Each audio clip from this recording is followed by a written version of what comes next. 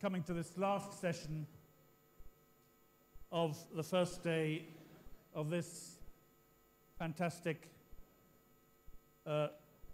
Sully Forum. My name is John Jenkins. I was once ambassador to Iraq. I was ambassador to Saudi Arabia most recently. British ambassador to Saudi Arabia, I should say. Or should I say Abu Naji ambassador to Saudi Arabia. I was also ambassador at one point in my life to Damascus and to Libya. I now work for the International Institute of Strategic Studies, IISS. I have to be very careful in saying that, in Manama. But it's a great pleasure to be here, and I'd like to thank Dr. Barham and the directorship and staff of the university for putting this on and arranging it for us. The issue we're going to deal with in this session, and Ken Pollock said that he was his session was the session after lunch. Well, ours is after the session, after lunch, and before dinner. So we're going to make this sparky, stimulating, and maybe controversial to keep everybody's interest. And I hope very much that people from the floor will contribute to this fully. I have a very distinguished panel with me. Ken said that Ryan Crocker needed no introduction. I actually don't think anybody in this panel really needs introduction. We have Amr Moussa, former Egyptian Foreign Minister, Secretary General of the Arab League, distinguished Egyptian Arab political figure, practitioner and thinker about these matters. Fuad Hussein, of course, absolutely needs no introduction in this context. Ambassador Wendy Chamberlain, Laith Kuba, and Joseph Bahoud. And I thought I'd just say a few words to start with, and then ask the panelists to give their own framing comments about the issues that we're supposed to address in this session about conflict in the region and about policy options going forward. People were talking this morning quite a lot about Sykes-Picot, and I should say, as a former British diplomat, in defense of Mark Sykes and François Picot, that actually the borders we see in the region are not actually Sykes-Picot borders. They are the borders of Sèvres and Lausanne. In some cases, with Saudi Arabia, Kuwait, and so forth, the borders that were set out in 1922 at Oghaya. And indeed, the Iraqi borders with Turkey, defined only later in the 1920s. So you can't blame everything on the British, or indeed the French, although people quite often do. My career in the Middle East, I mean, having served here in Baghdad, and Iraq means a huge amount to me, as it does, I think, to everybody who worked here. But also having seen this from the perspective of Riyadh most recently. You can't isolate what is happening here in Iraq, or indeed in Syria, I don't think, from broader currents in the region. And I think quite a few of you will have read or heard of the most recent article in The Atlantic, written by Jeffrey Goldberg, where he quotes President Obama on a whole range of issues related to this. This has caused, of course, a huge amount of subsequent comment. And I thought it was very ironic that President Obama let it be known that he didn't think very much of the think tank or foreign policy establishment in Washington, but his interview, or this article, has given the foreign policy establishment in Washington at least a year's worth of commentary and explanation, which people want. There is also generally in this region a public and actually a private conversation about what people see as the competition particularly between Saudi Arabia and Iran, and speculation as to how this plays into existing conflicts and what the future of this is going to be, subject to various possible trajectories in US foreign policy. And when I talk about the conflicts in this region, I don't just think about Syria and Iraq, I also think about Libya and about Yemen. And indeed, various extremist insurgencies or extremist-fueled conflicts elsewhere in the Sinai, for example, in other parts of North Africa. And this is a year, of course, a US election year. At the beginning of November, we will have US elections, so by the 5th of November, we will know who the new US president is. And I think it's an interesting question, what this means in terms of the future of US foreign policy in the region, which of course also informs what people think of in terms of the Saudi position and the Iranian position in this region. Then there, of course, is Turkey, where Turkey stands on all of this. So there's a huge amount to get through. I'd also like to get the panelists to tell us what they think Russia is up to. I think we're supposed to have a Russian representative on the panel. We don't. That may represent another tactical withdrawal by the Russians. But I think this is a really interesting issue. Because a lot of the things that people said 6 months ago about where the Russians were, what they were going to do, what is going to happen, have actually been proved wrong. And one of the comments that I encounter when I go around the region in terms of what the Russians are doing, particularly, of course, in Syria, is that my interlocutor in the Gulf in particular, don't like what President Putin does, but I like the way he does it. So there's an interesting issue here about how the external powers, particularly the great powers of the world, interact with the Middle East. I know that President Obama tends to think that what happens in the Middle East stays in the Middle East, and therefore doesn't necessarily impinge on US foreign policy or domestic national interests. A lot of people think the contrary. And I think what we've seen in terms of the impact of what's happened here, the conflict in Iraq and in Syria and elsewhere globally, actually suggests that what happens here has a massive impact elsewhere.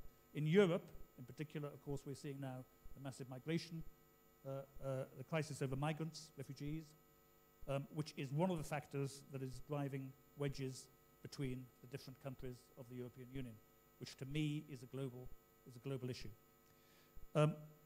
I don't pretend to have the answers to this, and now I'm a former diplomat.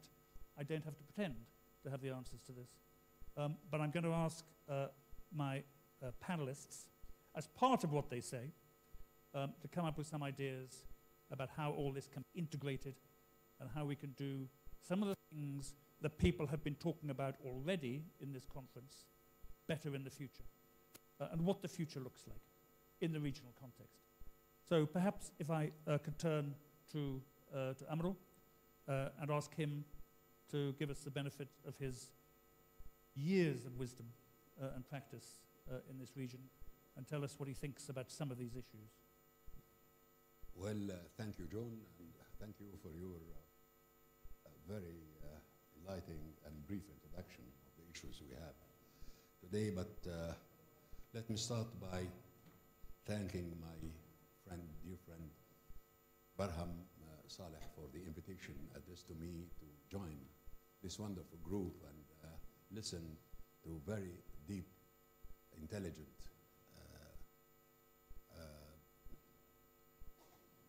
not speeches, but opinions that definitely have added to me and to all the rest of the audience. And to greet Mrs. Saleh, behind every great man, wonderful woman. So happy to have you here. The second point is about Halabja. I'm also gratified that I attended the first session remembering this catastrophe. I suggest that we shouldn't just remember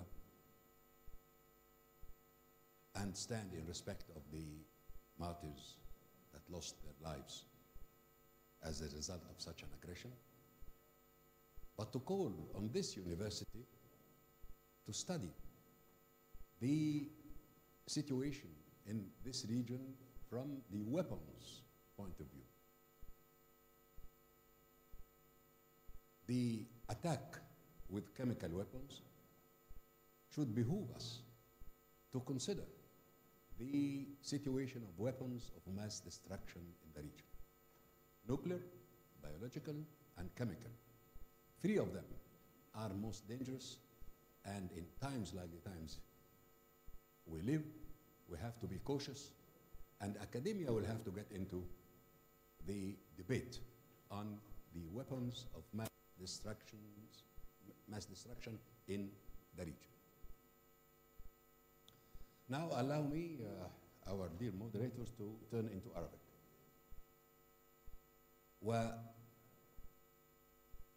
وأتحدث عن 3 نقاط. النقطة الأولى تتعلق بداعش، والثانية تتعلق بما ذكر في المقدمة هنا عن العلاقات السيئة أو المقطوعة بين السعودية وإيران، والثالث حول مستقبل هذه المنطقة.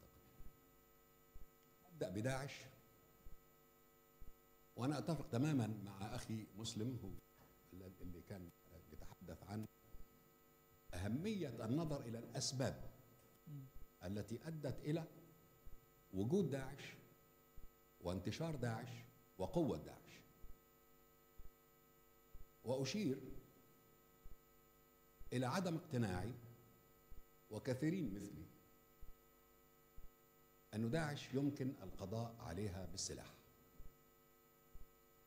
أو يمكن القضاء عليها بغارات جوية، أو يمكن القضاء عليها بقتل هذا الزعيم أو ذاك. كل ده ممكن أنه يكون يعني بيعمل في اتجاه إضعاف داعش. إنما الأسباب التي أدت إلى داعش، ومنها أسباب داخلية وأسباب إقليمية وأسباب دولية، لا داعي أن أدخل في كل منها، وإنما الأسباب الداخلية على الأقل هي التي أدت إلى عدم ارتياح الناس، عدم شعورهم بالأمان، وبالتالي محاولة عمل أي شيء لإشعار أنفسهم بالأمان، حتى ولو كان التفكير تفكيرا مشوشا وغير دقيق. إنما مؤكد زي ما قال كثيرين قبلي إنه داعش من أين تأتيها كل هذه الأموال وهذه القدرات؟ داعش من أقل من 2 سنين نقلت بعض قوتها إلى ليبيا،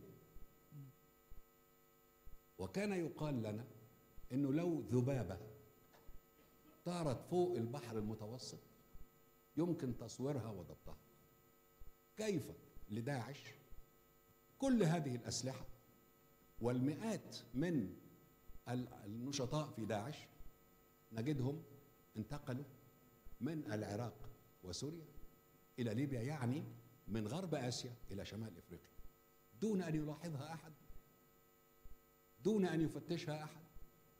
كيف انتقلت هذه المئات؟ بالمراكب، بالطائرات؟ كيف؟ هذا سؤال مهم. السؤال الثاني، تصوروا الساعة والبندول، البندولم، الزاوية هنا غرب آسيا والزاوية هنا ليبيا. الآن ليبيا فيها حوالي 5000 متطوع أو عضو في داعش في شمال إفريقيا. بعضهم جه من المنطقة ذاتها، بعضهم جه من العراق وسوريا، وبعضهم جه من الدول الأوروبية اللي احنا عارفين القصة بتاعتها. زي البندلم، كما جاءوا يمكن أن يعودوا، كما جاءوا من العراق وسوريا إلى ليبيا يمكن أن يعودوا من ليبيا وهذه المناطق إلى سوريا والعراق. إذن الإجابة على السؤال ماذا نفعل في اليوم التالي لهزيمة داعش إذا لم نعالج الأسباب وفوريا، فالذي سوف نفعله في اليوم التالي لهزيمة داعش هو أن نستعد لمواجهة داعش 2. ليه؟ لأن الأسباب لا تزال قائمة، الناس غير مستريحة، الناس غير آمنة، لا زال هناك الدم يسيل، ولا زال هناك هذا الصدام لأسباب كثيرة، ليس فقط طائفية إنما لأسباب كثيرة للغاية. أتنقل من هنا، ومعظمنا بيعيش في هذه المنطقة سواء عرب أو غير عرب، إنما كلنا بنعيش في العالم العربي. يعني هذه الأسباب اللي أدت إلى عدم ارتياح الناس وإلى غضبهم الشديد ضروري من مواجهتها، ولا بد من العمل ليس على هزيمة داعش فقط، وإنما على هزيمة السلبية والأخطاء اللي أدت بالعالم العربي إلى ما نحن فيه، بالإضافة إلى الأسباب الأخرى الإقليمية والدولية والنظريات السيئة، النظريات الخطيرة اللي جعلت من الشرق الأوسط والعالم العربي حقل تجارب. بالمناسبة ما ذكرته يا جون عن سايكس بيكو. سايكس بيكو ده من 100 سنة كل سكان هذا العالم اللي هنا، العالم العربي، العرب أكراد غيرهم، كانوا نايمين ما يعرفوش ميسيو بيكو ومستر سايكس بيعملوا ايه، فرسموا الخرائط واحنا ما نعرفش، ما احناش على وعي. النهارده مش ممكن. طب خليهم يرسموا خرائط طبقا للمصالح بتاعتهم، وشوفوا الحرائق والدم اللي هيسيح في هذه المنطقة. لن تقبل. سايكس بيكو كان في عصر ظلام، عصر جهل، انما النهارده عصر نور، والشباب دول عارفين وفاتحين النت والفيسبوك وغيره على كل ما يحدث في العالم. واحنا النهارده في العالم العربي بكل عربه واكراده وامازيغه كلهم 70% من سكان هذا العالم، هذه المنطقة، من الشباب تحت 35 سنة. ضروري ده يوضع في الاعتبار. إذن الإجابة واضحة على موضوع داعش. داعش لن تهزم فقط بالقصف الجوي، إنما تهزم بالحكم السليم وبعدم قبول أن الدول العظمى تعتبر هذه المنطقة حقل تجارب تنقلنا من نظرية إلى نظرية إلى نظرية، ومنها نظريات زي نظرية الفوضى الخلاقة مثلا. انتقل من النقطة الأولى إلى النقطة الثانية الخاصة بالسعودية وإيران. أنا أختلف تماما مع الصيغة اللي جاية في هذه المقدمة.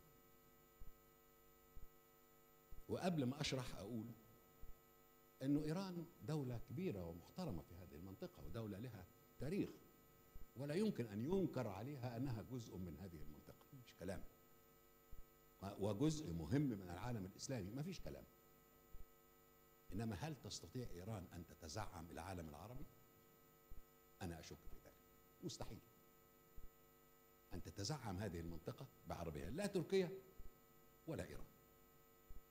هذه ملاحظة. العالم العربي فرس لا يمكن ركوبه بسهولة ولا قيادته بسهولة.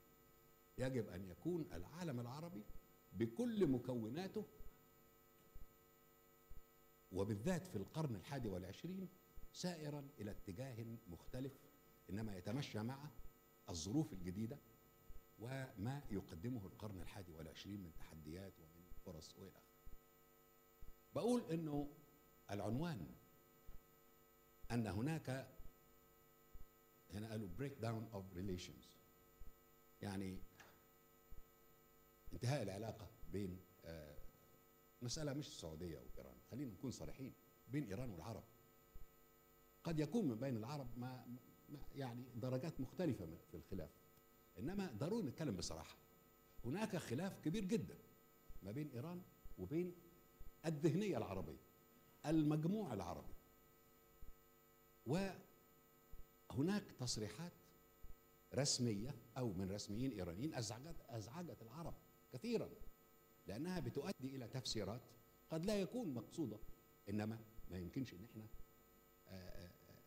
نجنبها. وزي ما انتم عارفين القاعدة تقول إن الانطباع أقوى من الحقيقة على الأقل أحيانا، فلنتعامل مع هذا الانطباع. المسألة ليست مسألة السعودية وإيران، مسألة أكبر من ذلك بكثير، وضروري من أجل أمان هذه المنطقة أن احنا نأمن بعضنا البعض، نأمن بعضنا البعض.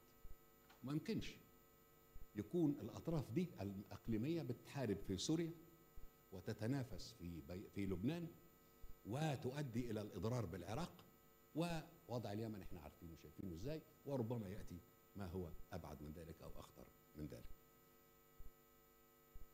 ضروري من أن نوجد علاقة صحية بين العرب وإيران، بما في ذلك بين السعودية وإيران. قد يكون هذا هو العنوان الأهم في هذا الفصل في الوقت الحالي، إنما المسألة قطعا أكبر من حصرها فيه. أجل النقطة الثالثة والأخيرة. I'm allowed 10 minutes, John. I have 2 minutes to go. هو موضوع مستقبل هذه المنطقة لا يمكن إنه يبقى زي ما بيقولوا بالإنجليزية business as usual. ما يمكنش ولا يصح. أنا أدعو إلى أن تجلس كل القوى وأن نمهد لذلك ونعمل على ذلك لدراسة نظام إقليمي جديد. ودي مسألة ضرورية، لأنه أصبح فيه قوى موجودة وقوى لها قوتها ولها وجودها، وبنشوف إزاي إن إحنا نعالج مستقبل هذه المنطقة. ولما أتكلم عن نظام إقليمي جديد يعني نظام أمني، يعني أمن إقليمي، يعني نظام اقتصادي، نظام تنموي، نظام ثقافي. وإحنا ربما موضوع الثقافة إحنا نسيناه أو تجنبناه. هذه المنطقة منطقة عظمى لما يأتي موضوع الثقافة بآثارها وتاريخها وآدابها ولغاتها، شيء عظيم جدا. يعني لا ينافسنا فيه منطقة أخرى، نحن الأقوى لما تيجي في ملف الثقافة الضخم الفخيم الموجود لهذه المنطقة. المهم أنه أنا بعتقد أن الوقت حان لننظر في التوصل إلى نظام إقليمي جديد. شكرا. Amro, thank you very much. That was fantastically interesting, and the scope of what you're talking about, I think, defines what we need to, in a way, what we need to try and resolve. I mean, people have been talking about a new regional order for a long time, and it hasn't emerged. So one of the questions I think that we need to try and answer is if part of the answer for this is a new regional order, what does it look like, and how is it procured? How do we get there? Which I think we'll come to maybe towards the end of the conversation. But now, if I could turn to Fouad. I mean, the Kurds, of course, are distributed in terms of their demographics among all of the countries of this particular region. So Iraq, Syria, Turkey, Iran. And this has been a characteristic of Kurdish history for the last 100 years, managing both this distribution of population and also trying to find ways of serving Kurdish interests in the context of a population that lives in different countries, none of whom really want a Kurdish state. I mean, putting it crudely. Now, there was nearly one at Sèvres, which was about 100 years ago. But if anybody has experience in managing these regional divides and regional tensions, Kurds do. Over to you. Thank you. الشكي حزكم بكردي قصبكم و ئەمڕۆ ڕۆژێکی غەمبارە بۆ هەموو کوردێک و هەموو ئینسانێک کە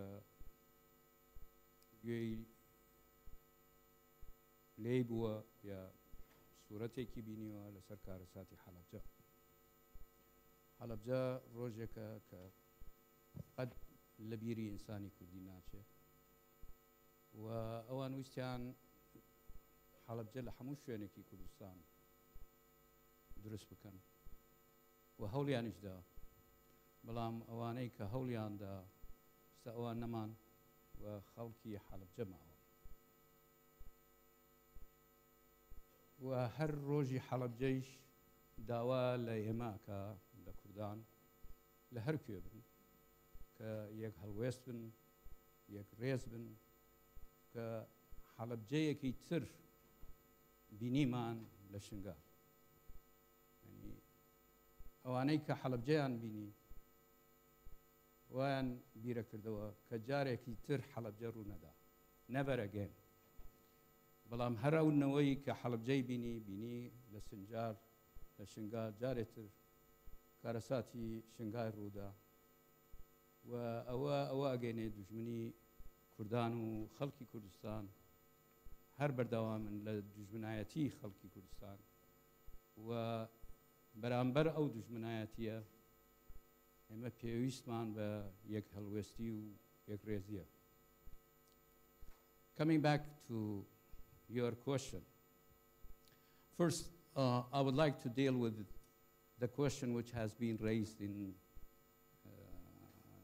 the beginning of the discussion, which has to do with the situation in our area and thinking about the future of the area. I mean, if you want to reach a conclusion about the future of this area, first, it will be good to describe what's going on now. There are some facts on the ground now, which are different than 5 years, 10 years, 2 years ago. The facts are the following. First, non-state actors are playing major role in political life of this area. And if we are mentioning or talking about non-state actors, we see different non-state actors. Non-state actors aiming to destroy everything. And non-state actor which aims to build and to reach a different target and to change the structure of the area in a different way, in a correct way. The second fact on the ground is that we have got proxy wars in various countries. The third fact is that we have got many failed states in the areas. When I'm talking about failed states, I'm talking about the geographical side, but also non-functional government. The other point, which is fact on the ground, has to do with the fact that the borders are not anymore holy. Even there is a change, I mean, in the concept of sovereignty and the legal aspect of the states. In the past, the states as they were the structure of the international organizations, structure which build United Nations. But these states, nowadays, the border has been destroyed in many states. The interactivities, at the same time, you can see it in various neighboring countries. And since 1991, there was a talk about humanitarian intervention, but nowadays we are talking about the right to protect. So even on the legal side, we have seen different developments. The other fact on the ground here is that we see various blocks or alliance, regional alliance, but with international dimensions. And these regional alliances are depending on religious ideologies. But these blocks or regional alliance, they have got international dimensions. And as a result, we have seen a kind of Cold War coming back, but then Cold War in the area, Cold War between Russia and United States. Although both superpowers, and I'm talking about superpower in the area. Russia is a superpower in the area. Although both superpowers, they are not coordinating in Syria, but they are targeting the same enemy. The priority of Russia in Syria is to protect the regime, but at the same time targeting ISIS and al-Nusra. The priority of the United States in Syria is not to protect the regime, but the United States is targeting ISIS and al-Nusra. So all these new political phenomena in the area became part of the reality. Part of the reality. If we want to talk about future and the regional order which has been mentioned, I think the basis of this regional order must be a collective security. Without having collective security in the area, nobody will trust the other side. And when I am talking about collective security, that means the security of all the countries in this area. Of course, these countries here, they have got, once again, this international dimension and international contacts. That means the regional security must be protected also by the two superpowers.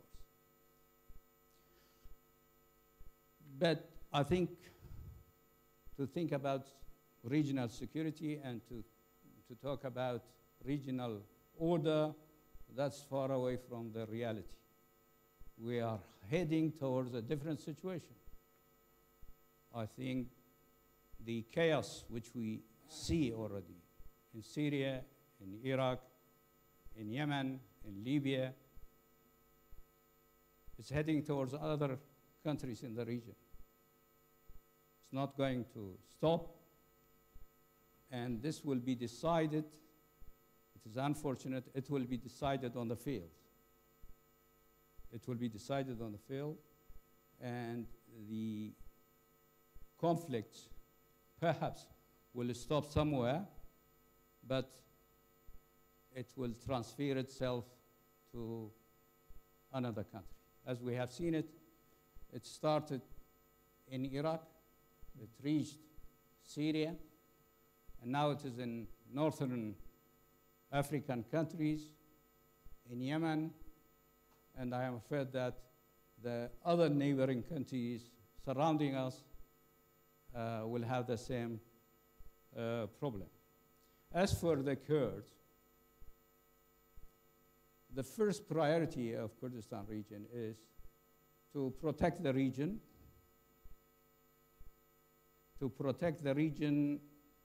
from the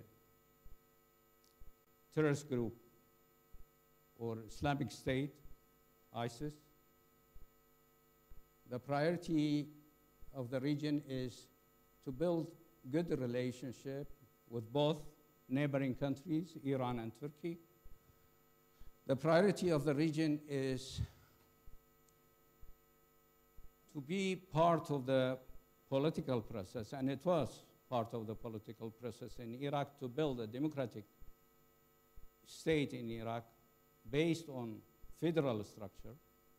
On that issue, we felt, we the Kurds, but also the other side, the Arabs, we cannot talk about a real democracy in Iraq. Also, there is lack of real federal structure in Iraq. The future of Iraq is connected to the future of the region in general. We cannot fix the political situation in Iraq without solving the problems somewhere else. And solving the problem somewhere else is not only is not in the hands of the Iraqis. Even the situation inside Iraq is not anymore in the hands of the Iraqis. So this is also a new fact. Many regional countries, many regional governments are playing a role in negative or positive inside Iraq, but also many faraway countries also they are playing an important role in Iraq. So I am not so optimistic about the future of the area. I think the conflict situation will continue for a while until it will be decided through the balance of power internally, regionally, and internationally. Thank you. Thank you very much, Fuad.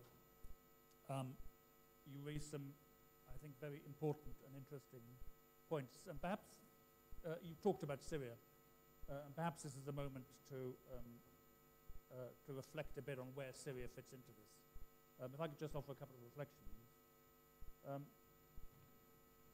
One is, when I was ambassador to Syria in 2006, 2007, there was a flood of foreign fighters coming through Syria into Iraq. Yes. And I remember having conversations with Walid al-Muallim, the foreign minister, about this, and saying, well, however they're getting through, at some point they're going to come back. They're not simply going to stay in Iraq. Because what happens, you can't simply confine conflict to a single country. And they will have as many things to object to in Syria as they do in Iraq. Since then, we've seen actually quite widely across the region this process of militification, what I call militification of states. We've seen it in Syria, we've seen it in Libya for different reasons, we see it elsewhere, perhaps in Yemen and elsewhere. So one of the questions I ask myself is, how do you come back from this? So when we talk about a new regional order, will we actually see, this won't appear out of nowhere, so perhaps what we might see is a new regional disorder rather than regional order. And the path to regional order becomes more difficult. But perhaps we can think about Syria, and maybe I can ask Joseph to reflect on this and how this fits into this broader picture. And what the sequencing is, given that now we've had some sort of Russian withdrawal, whether it's tactical or strategic, there is some talk of Hezbollah withdrawing forces back to Kalamoun, the line of Kalamoun, and so forth. Where is this going, and what does this mean for this part of the region and the region more generally? And how does it fit in to the sort of things, these wider competitions between the powers that we see? Thank you, Mr. Chairman, and thank you for the Suleimani University. Thank you for Dr. Barham for having me and having us, and congrats for this wonderful 4th edition. I think it's proper or relevant to have Syria debated in this panel because probably of all the cases that have been mentioned by Mr. Secretary General and others, Syria is today really the exemplification of this overlapping between the levels, between proxy wars on the regional and on the international level and local realities and etc. And I think very quickly part of Syria's drama today is that the narrative has in a way obliterated the local part of it. I mean, we forget that this is at the start a local revolution of society against a bloody dictator who's not less bloody than the one that we are mentioning here today, who is the author of the terrible and horrible Halabja crime. The second thing that I would probably touch upon in my quick observations is this Russian issue that you mentioned. I still don't know, and I won't risk myself to answer the question, what is behind this Russian sudden decision of withdrawing? But maybe in saying what I'm going to say, I will shed a light on that. First point, the first thing I want to say, what is the context within which this Russian withdrawal, if it exists, and still remaining to see the scope and the width of this withdrawal, what is the context within which it has occurred? I think it's very important to notice that it has occurred at a moment where Syria is really at a turning point. I know that in a conflict that has been ongoing for 5 years, every 6 months we are told that there is a turning point, there's a game changer, and etc. It turns out that it's not a turning point. But I think that we are in a relative or over a relative important turning point. This turning point is both on the ground and on the table of negotiations, and they are intrinsically tied, of course. It is this articulation between the Munich Agreement on the cessation of hostilities between the Americans and the Russians and the resolution, the newest resolution on Syria, 2254. Now, in a nutshell, what I think is important and interesting to understand in this mechanics or this mechanism is that, first of all, it is producing something new, which is a Russian-American condominium over Syria, a monopolistic condominium. And this is probably the new factor since the start of the crisis, meaning that all the groups that were existing, Friends of Syria, P5, contact groups, and etc., are today substituted or replaced by a kind of geopolitic monopoly over Syria, which, by the way, and it's a marginal remark, is driving a lot of European and other actors to be dissatisfied. And yesterday, I think, the French and the Brits expressed that in various means. Now, the second interesting point in that respect is that within this condominium, there is, and I know that this will trigger probably polemical remarks, there is at least an American acceptance, if I won't say a subcontracting, to Russia's, in a way, lexicon over the Syrian affair, okay?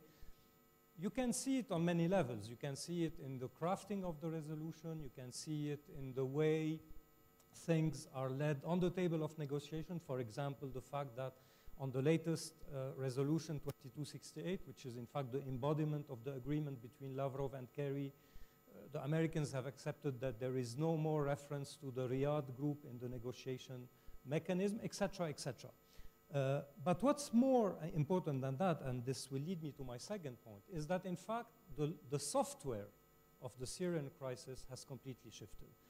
We were talking about something that was under the umbrella of the Geneva platform, meaning the formation of a transitional government body that would oversee transition implicitly and sometimes explicitly without Bashar al-Assad and his regime in a period that was to be determined. And the Vienna framework, which is today's framework, that is the operational framework, is stating something like, and it's, I think, word by word, a national unity government under the auspice of the Assad regime that will itself rewrite the constitution and present or go for elections in 18 months with no mention of Assad presenting himself or not. And this is a budging to the Russian will. So this is the first point. I mean, this is the framework. The second point is what lays ahead, what is in front of us, what Syria could become in the coming year or so.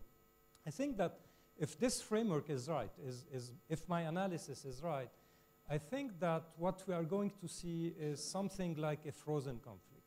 Frozen conflict, which is a very classical situation in international affairs, and it's something which is, I think, in the like of Vladimir Putin all over the world. I mean, he's doing that in Crimea, in Ukraine. He's doing that today in Syria. This frozen conflict will produce a set of things. I think it will probably consolidate demarcation lines for a while.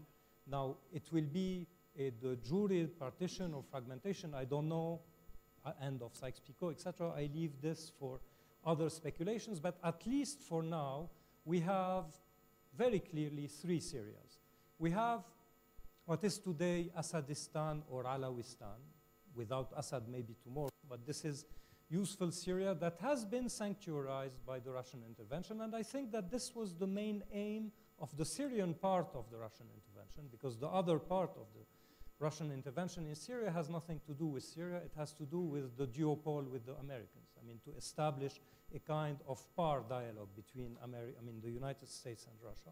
So Assadistan or Alawistan, Kurdistan that is today a reality. And today, I mean, while we were meeting here, I think there was a meeting in Rojava to determine and to maybe probably put ink on the paper, and Mr. Saleh Muslim enters at that moment, which is a very good coincidence. Maybe you can tell us more. Completely consolidating this Kurdistan. And the third part of Syria, which is probably the most problematic, is that kind of very hollow and very difficult Sunnistan, which will become a kind of soft belly, black hole, where ISIS will fight with Nusra, ISIS and Nusra will fight with others, and etc. Which means also that, and this is the second conclusion of this frozen conflict, which means that in my mind, what's going to happen in the coming year is a game between the United States and Russia of who is gonna budge first to the pain, who is gonna, let's say, admit first that it is more in a painful situation. And in this context, I think that we have to understand part of the Russian rationale of withdrawal. I think that part of the rationale is that Vladimir Putin probably understood that the point he reached, the results he reached, whatever relative they are, could now give way to something else, which is more of a quagmire, more of a costly operation, more of taking the burden and owning the problem of Syria, so thus withdrawing from it. And probably in this frozen conflict scenario, wait for the US to come to Russia again in order to renegotiate the terms of an alliance that could get rid of ISIS in this kind of Sunnistan that is unmanageable for everybody. The third point, and I'll end on that, what could derail all this? What could derail all this? And this is why it's interesting to discuss Syria in our frameworks of proxies and etc. Exactly the proxies, the regional proxies, could derail that. Now, nota bene, what could also derail this kind of frozen conflict, let's say, relative truce situation in Syria is the Syrians themselves. Something important happened the last 2 weeks. When the truce entered into effect, a few days after, Syrians went down to the streets again. And they were not, as some people in the White House, and I'm referring to some specific people, thinking that probably the fatigue itself would end the Syria crisis.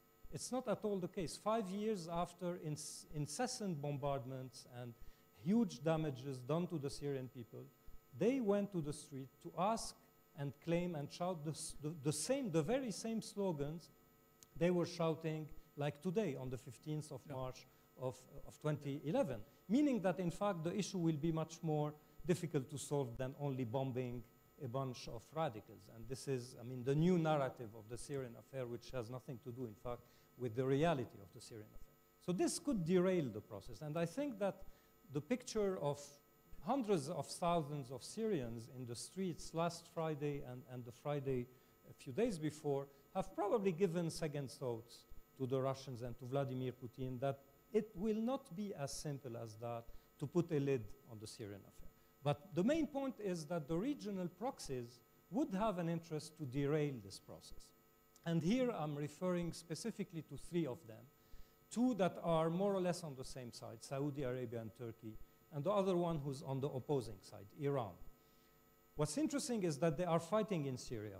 However, the 3 of them have at least one common objective. They wouldn't like to see the Syria partitioned or fragmented as we described it. So at least they have a convergence on that plan. Turkey doesn't want to see a Kurdistan. Iran doesn't care, in fact, for the unity of Syria, but would like to see the corridor that allows it to transfer weapons, money, influence, and etc. from Iran to the western shore of Beirut still open. So it has an interest in having a Syria that is more or less amenable to that.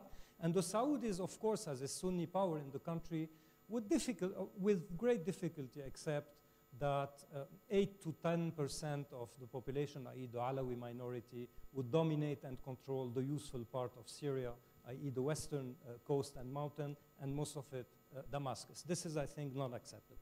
Now, what could they do? I think they could do little. But within this little, they could do damage. They could torpedo the process. They could lead to derail it. And here also, I think the Russian withdrawal is important. Probably as long as the Sukhois were doing their job in Syria, Turkey was probably at bay, not intervening in the northern part of Syria. Saudi Arabia didn't want to clash with Moscow because they still think in Riyadh that probably Moscow is better than Tehran in Syria. But now that Russia is no more here, if it is no more here, we have to verify that, I think that these two players are today, again, on the scene. Not to mention Iran, that is probably today thinking about the fact that the burden of propping up Assad, if Moscow is not here anymore, or Russia is not here anymore, is its burden. So probably we will see a stepping up of the sending of the Pasdaran, Hezbollah, Afghani fighters, etc., and etc. To conclude, I would say that, I mean, I've tried to mention the three levels: the local Syrian level, the regional proxy level, and this international Cold War-ish new climate that is, in fact, again, this geopolitical relation between Washington and Moscow. I think that the drama of Syria, or the fate of Syria, is that these three levels are still very much not overlapping and still very much distant from each other. And I think that as long as the convergence between these three layers of the conflict, the international, the regional, and the local reality, i.e. the solving of the core issue, i.e. the regime and its nature and the political pact that will cater for Syria tomorrow, as long as these three levels are not coinciding, I think that Syria is called to stay an open wound for the year and maybe the years to come. Joseph, thank you very, very much. I think that's a salutary dose of reality for all of us. If we want, maybe I can ask Laith this question. If we want regional order, and a new regional order, but what we have is regional disorder, frozen conflicts, an unstable competition between some of the major powers of the region, the rise of highly ideological non-state actors whose ideologies will remain even if they are physically eroded, degraded, or indeed destroyed. If we have a range of domestic actors in all of this, plus regional states intervening, plus some sort of global intervention, certainly from the Russians, and perhaps not so much from the US. Where does this leave us? Thank you, and I want to thank Dr. Barham, of course, and to join you also on that day commemorating Halabja Day. I remember very well when we were in London with all the activities we did at that time. And if I take permission, I'd like to speak in Arabic, and I'd like to express my opinion rather than the institution that I work for. I'd like to speak very much from an Iraqi perspective. أنا في الواقع أحب أعلق على المحاور اللي ذكرت من منظور عراقي، ومو فقط من منظور تحليل، وإنما من منظور لنقل من يريد حل أو فعل. خصوصا أمامي عدد كبير أشوف من شباب عراقي كردستاني عربي متنوع حاضر هنا، ومتأكد وهم ينظرون إلى الحاضر والمستقبل يرون حاضر مضطرب ومستقبل مجهول بدون شك. وهذا الاضطراب هو ليس فقط اضطراب في العراق. أنا أكد لكم، يعني أنا جئت من أمريكا، وفي أمريكا هناك نوع آخر من الاضطراب أيضا حير المؤسسة الحاكمة بظهور نمط جديد من السياسة، وخلق نوع من اهتزت لنقل بعض الحالات السياسية. لماذا؟ لأننا في الواقع يجب أن لا نتوقع أن تستمر الثوابت السياسية على ما هي عليه. نحن نعيش مو فقط عالم ضاغط ومضطرب، وإنما شديد التغير، وستزداد سرعة تغييره، بحيث القادة المعتادين على الحسابات التقليدية راح يجدون أنفسهم متخلفين أو يركضون هم أيضا وراء الأخبار وراء الشعارات بلا رؤية استراتيجية. وطبعا الجيل الشاب في العراق اللي كان الشعب العراقي كله تحت ضغط هائل من الدكتاتورية، فقط يتطلع إلى الحرية، إلى حياة أفضل. في البداية الأواصر القومية أو الدينية أو المذهبية اللي كانت تحت وطأة الدولة، كثير من جمهورنا كان يتصوروا الآصرة القومية، وهي آصرة طيبة، هي الحل. لكن بسرعة اكتشفوا طيب احنا صار عندنا الآن جو عربي أو جو كردستان، لكن المشاكل أكبر لا تحل بالآصرة القومية فقط. والبعض تصوروا السلطة، إذا أخذنا السلطة راح تنحل، والسلطة هي تعطي قدرة لكن لا تصنع الحل. ولهذا التحدي الذي يواجهنا في العراق ببعديه، البعد الإقليمي، وجود نفوذ يمر على العراق من كل مكان، هذا راح يستمر ما راح يقل. احنا اليوم في العراق فاعل صغير في المنطقة. ما يجري في العراق اليوم صدى لفاعلين كبار في المنطقة. أنا أظن الإشارة التي تحدثت عنها، أولاً أمريكا روسيا، انسحاب أمريكا وتغيير سياستها ترك فراغ، وهذا الفراغ الآن بدأت تركيا، السعودية، إيران، الكل يريد أن يملأ هذا الفراغ، وارتدادات وصدى هذا الفراغ يظهر الآن في المنطقة.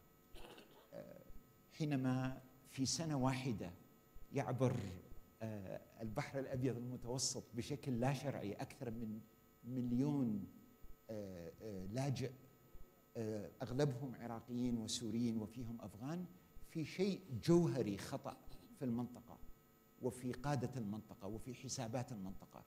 والمسار المرسوم لا أعتقد سيتغير كثيراً.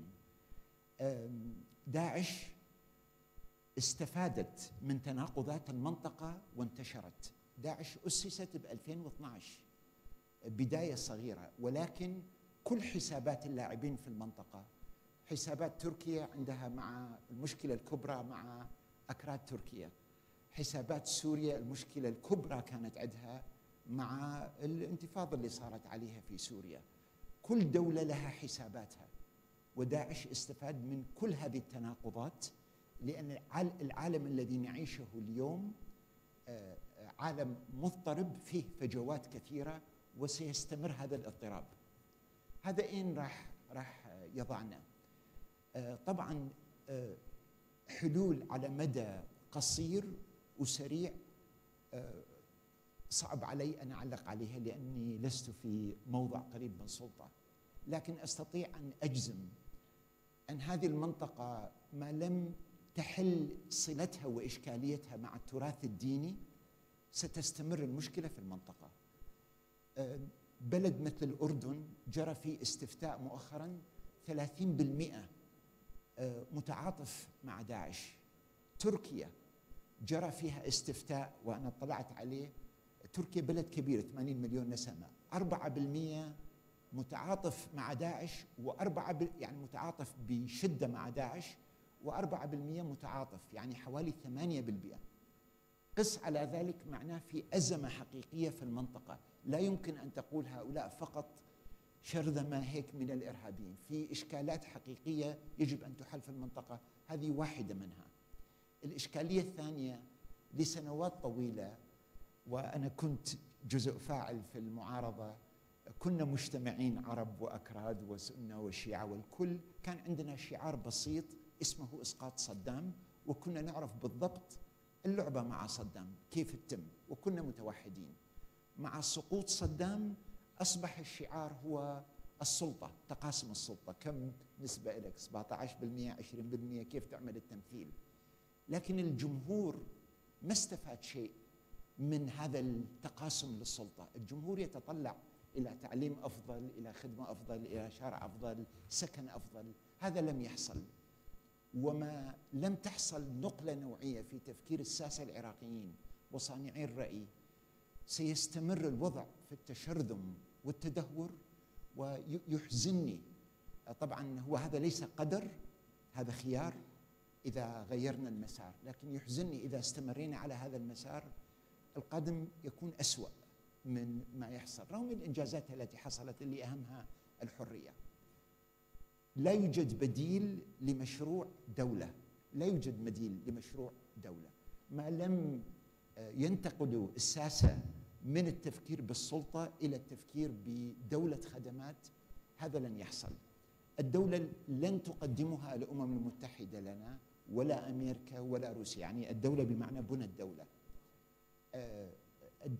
الدولة وتغيير صلتنا اللي تحدثت بالتراث الديني أو تعديلها أو توضيحها لن يقوم بها طرف خارج المنطقة. وطبعا أشارك الرأي لكل من قال الحلول الأمنية والعسكرية لن تنهي داعش إطلاقا، بالعكس ستظهر حركات قد تكون أكثر تغولا من داعش. هذه تحولات يجب أن تجري في المنطقة، ولعل الزخم وقوة الدفع الحقيقية اللي موجودة الآن في المنطقة هو الجيل الناشئ الشاب اللي هم يشكلوا 60-70%. وما لم يحصل استثمار استراتيجي على مستوى الثقافة والتعليم لن تحصل هذه النقلة في المنطقة. طبعا الساسة سيبقوا ساسة، لن يكونوا ملائكة ولن يتغيروا في يوم وليلة، والثقافة السياسية ستبقى، ولكن تجارب كل شعوب العالم تقول أنها قابلة للتغيير إذا حصل عمل استراتيجي عليها. أنا أقول لأن هذا الملتقى هو ملتقى نخب فيها عدد كبير من العراقيين، وفي طبقة ناشئة يؤمل لها أن تحرك مسار المنطقة باتجاه جديد.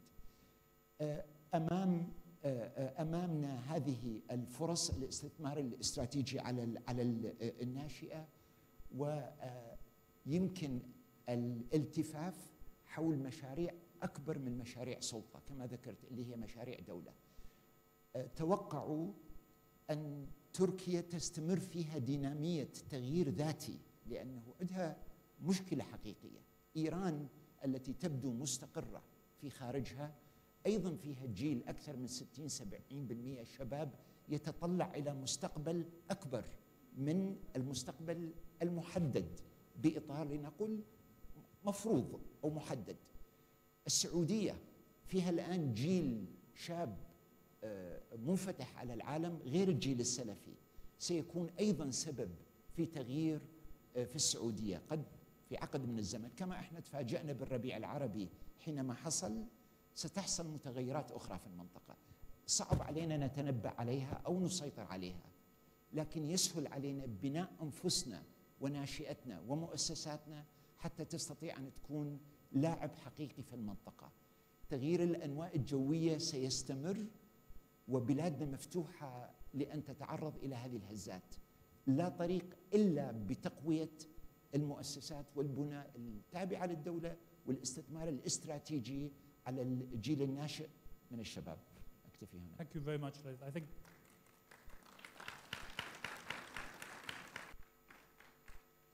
reminding us that there is a future out there, whatever happens, and that talking about the demographics of this region, and indeed the deep underlying structures which drive some of this turbulence is really important. I've left When It'll Last because I thought that it would be very useful to get the view from Washington on all of these issues, particularly in the light of what we of the Atlantic, the Jeffrey Goldberg article in the Atlantic, but what may or may not be a secular shift in US policy in this region anyway.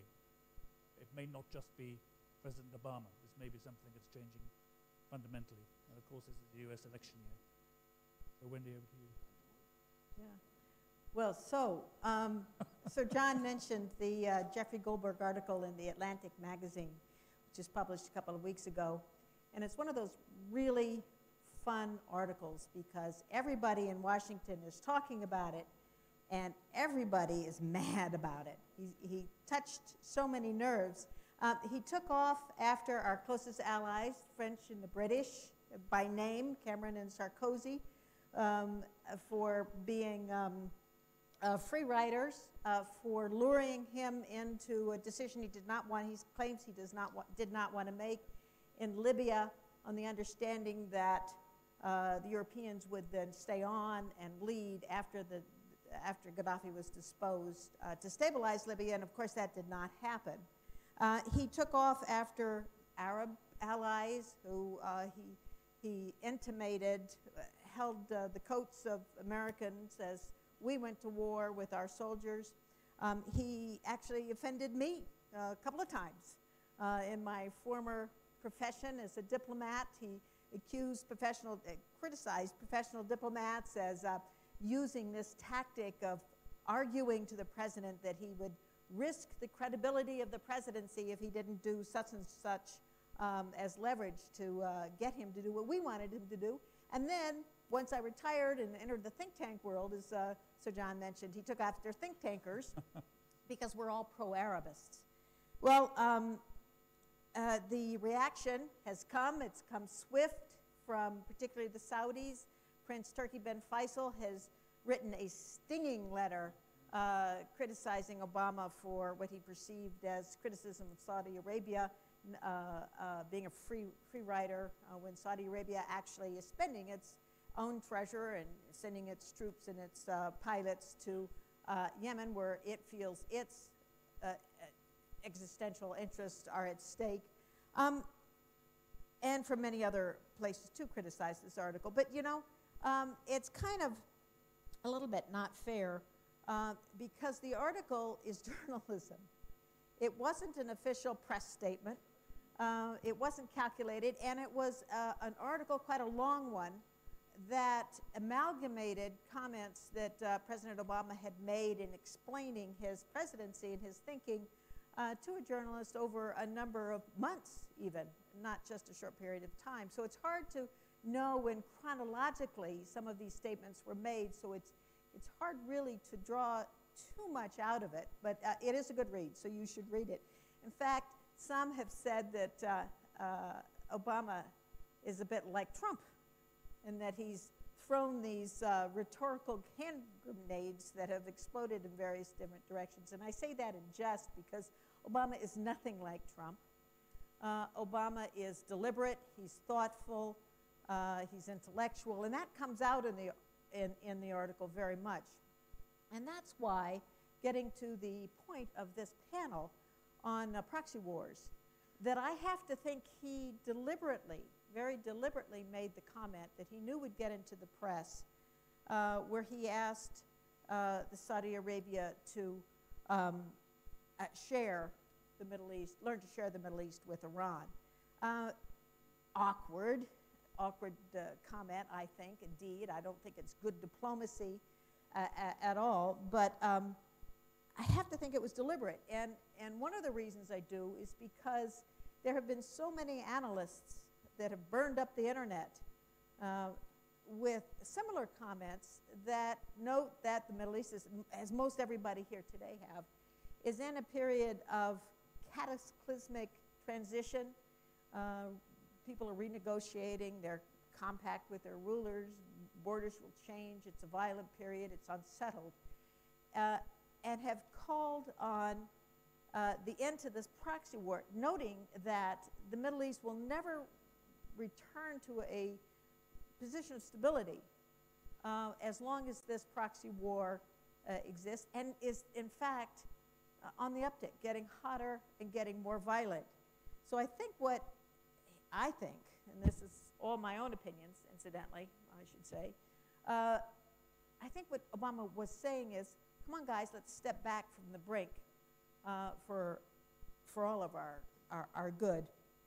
So why Goldberg? Why did he expose so many of his own thoughts at this time? And I think there's kind of two explanations. One, the cynical explanation, and that is he's in the last few months of his 2 terms as president, and he's trying to reset the narrative, particularly on what was one of his most criticized foreign policy, many people believe, mistakes, and that was not following through on his red line in Syria when Assad, President Assad, apropos of today, used sarin gas and killed 1,400 of his own citizens in a suburb outside Damascus. That had been a red line, and Obama did not step over that red line, and he spent a great deal of time explaining his thinking. And he's trying to reset, explain why he did that for the history books.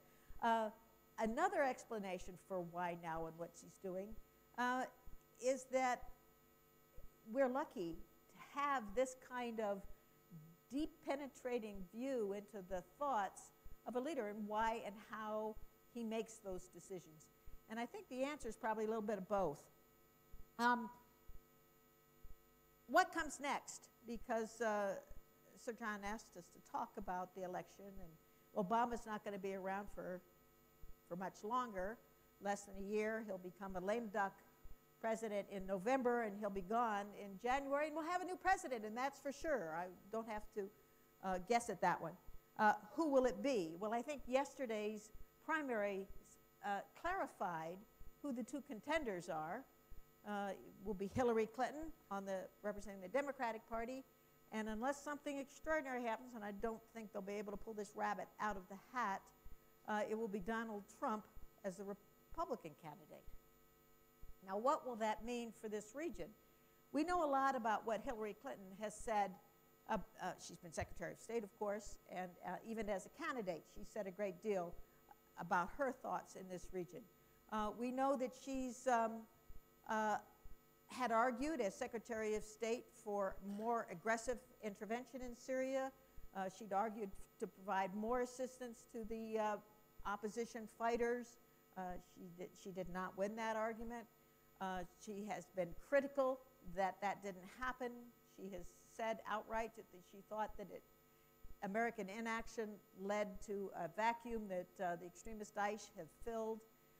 She's a humanitarian interventionist, a term that is defined by Obama in this article. You really got to read this article. She has said that she would take 65,000 Syrian refugees. I think if she does become president, I'll bet you it'll be a lot more than that.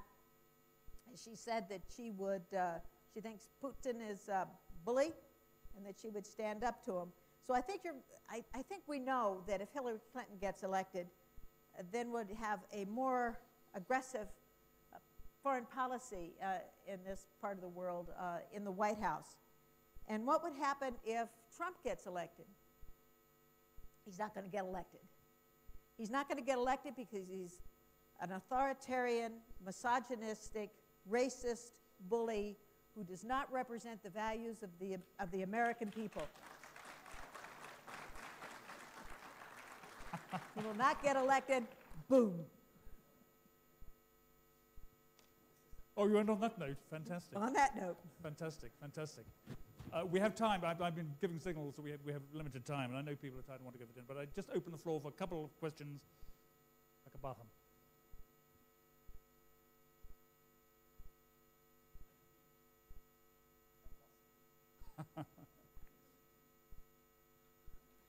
This tells you there is a primary in Sully. Oh, yeah. The Hillary voters are more sure here than Donald Trump. This has been a fascinating panel, and I think the notion of extremism and the disorder that we're witnessing in the Middle East is in no small measure because of the proxy war, because of the geopolitical struggle between the major actors in this part of the world, and also for that matter internationally. And it seems that we don't learn from our history. In 1980 or so, when the Soviet Union invaded Afghanistan, Arab money, American weapons, British whatever, everything went into Afghanistan. Extremists from Egypt Saudi Arabia, across the Muslim world were encouraged to go and fight jihad in Afghanistan to defeat the Soviet Union and its proxies in Afghanistan. Mission accomplished. The Soviets were brought down, and there was one little tiny note that was overlooked. Al-Qaeda emerged, empowered, extremism flourished. Mission accomplished. Everybody went home. But this little organization came back and revisited the world on September 11th. Fast forward to the Syria conflict. As an Kurd, as an Iraqi, I have no hesitation in supporting the rights of the Syrian people to democracy and free will. I cannot condone any Ba'athist form of government. But this soon turned into a proxy war to bring down a proxy of the Iranian government as it was perceived and to damage Iranian national interest there. This war has created another Afghanistan, maybe much, much worse because it's in part of the Islamic Middle East and with far-reaching consequences to the rest of the world, and we're dealing with the situation. This cannot be dealt with without the Iranians, without the Arabs, without the Turks, without the Russians, without the Americans, and yes, without the Kurds too, and other communities in this part of the world to really be part of what can unite us in terms of overcoming these common threats.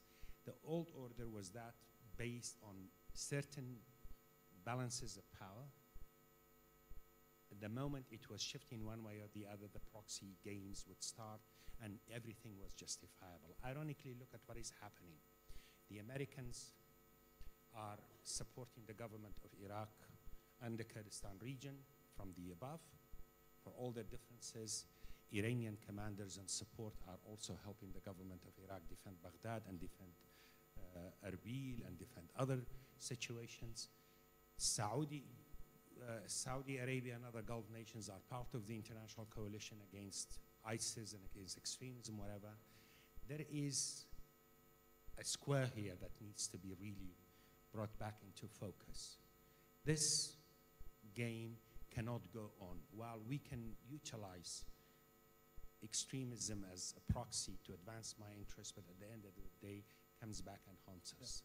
The Kurds have a wonderful proverb, say, never put a snake in your pocket, because it may well bite you. And it turns out, always ends up biting whoever has utilized that notion. No, I don't think we've got time. I'm not on a question. Barham, thank you very, very much for that. I should say, as someone whose first job in the Foreign Office was peddling propaganda in the 1980s about the resistance in Afghanistan to the Gulf radio and TV stations, someone who organized the visit by Sarkozy and Cameron to Tripoli, which was so criticized by Obama, and having been ambassador in various other places, I pride myself that I played a minuscule part in creating entropy in the Middle East. I think we have time for maybe 2 more questions, absolutely maximum 2 more questions, and then I will ask, if I may, Amadou just to sum up on behalf of the panel in response to them. So Bakhtiar first. Thank you very much. Welcome back, Ambassador. It's a pleasure to have you here in Slimani, and pleasure to have you guests also. Thank you for your panel. A French writer, Joseph knows very well, wrote a book that entitled A Century for Nothing. For us as Kurds here was a century of genocides and all kinds of injustices. We never felt during this 20th century the security. We lived in insecurity. We commemorate Halabja. It's one of the symbols of our injustices. There are all around Kurdistan symbols of injustices and genocides. We are in a region where we have our Turkish brothers are acting today as the union and progress in the end of 19th century and 20th century. We saw what happened to the collapse of the Ottoman Empire. Iran is celebrating their victory to become a recognized regional power. Russia, despite their concerns, they made their comeback to the region. America, we are waiting to see whether Mr. Trump will give a damn to our region, or if he wins, or what will happen in that elections, what will happen. Mrs. Clinton will come back to power, and what will be that policy. China in, out, in between, what West wants from them, we don't know. Here, ourselves, we are in a mess. And we have failed, and Sykes-Picot have failed. Nation states have failed in this region. And the prospects are very gloomy for all of us. The way out, nobody dares to make decisive decisions of what is the best in terms of reconciliating history with justice, in terms of creating a new regional security structure where human beings and people are the center of all equations, where justice is the center of all equations, where human security and good governance and national interests, not factional interests, family interests, this and that sectarian interests are the center, which has dominated and monopolized everything in our societies and turned our region to a proxy war, tools to in a proxy war, in an exhaustion war. I'll just say that I agree with Mr. Leys Kubba that we need indeed a Westphalia of ours in this region.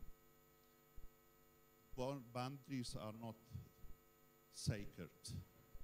367 times it was changed from Westphalia to Versailles. And we have now 193 countries. But it's not the state which is important. What kind of state we will live in? The ones that you described, that which is important for the citizen: education, health, human dignity, social justice, rights, freedoms, good governance, etc. These are important. Thank you very much. Thank you very much, Becca. I'm going to have to make myself deeply unpopular by saying we've run out of time, which I apologize for. I'm sure this discussion can go on forever. I'm afraid we didn't really come up with many solutions to these issues, although we traveled around them a little bit. But then, since nobody else has come up with solutions to these issues, I don't necessarily feel a particular failure. But I would like, just very briefly, to give the floor at the end to Amro Moussa, just to try and encapsulate some thoughts about this discussion, where we are and where we might go. But briefly, if you don't mind. Thank you, John. I believe the statements were very clear, and the audience have gotten some very deep analysis of the situation. But I seize the opportunity to mention 3 points. First one, about the Sunnah and Shia feud. And I hope that all those here present, in particular the young generation, should not allow this feud to continue. This is destructive to the societies, destructive to the religion, destructive to all the values we have. So we shouldn't fall into this trap that we divide our societies, our beliefs into Shia and Sunnah. This is something of the past and should not rule, govern, influence our attitudes and our relations now at the 21st century. The second point concerning Syria and the talks that are taking place today while we are here. I want to warn against one of the ills of our era, that is, the big powers have adopted a certain style, which is manage the problem. You don't have to solve it. Just manage it. Invite people to go to Geneva. There will be Geneva 1 and 2 and 3 and 4. When it becomes clear that that's enough of Geneva, move to Paris, move to Vienna, and keep managing the crisis. We have to call on all those powers that the time has come to respect the intelligence of the people. And we cannot afford to have Syrian problem, and all other Arab problems now just put on the table for further management and management and management. This has to be borne in mind by the students here of the international relations. And the third one is about Daesh and the proxy war. Daesh, the non-state actor on one hand, and the proxy war on the other. I believe they are one and the same. There is nothing called non-state actor. There are only proxy actors. Non-state actor meaning that they generate the power, they generate their money, they generate their policies. This is a proxy. We the Kurds, we are non-state actors, but a positive one. So, and we are targeting. You cannot put yourself on it. You were talking, Okay. not you, but all of us. But we're talking about Daesh and other there are many organizations non-state and non-state actors. There Those are are negative and proxy positive. actors, not non-state. So make ourselves state. That's what he With said. all due respect to Kurdistan al-Iraq. Shukran. Thank you very much, Amada. I'm really sorry that we didn't have time, but I thought it was a fantastic discussion, and great thanks to our panel. Thank you so much, everybody. And if everyone could arrive.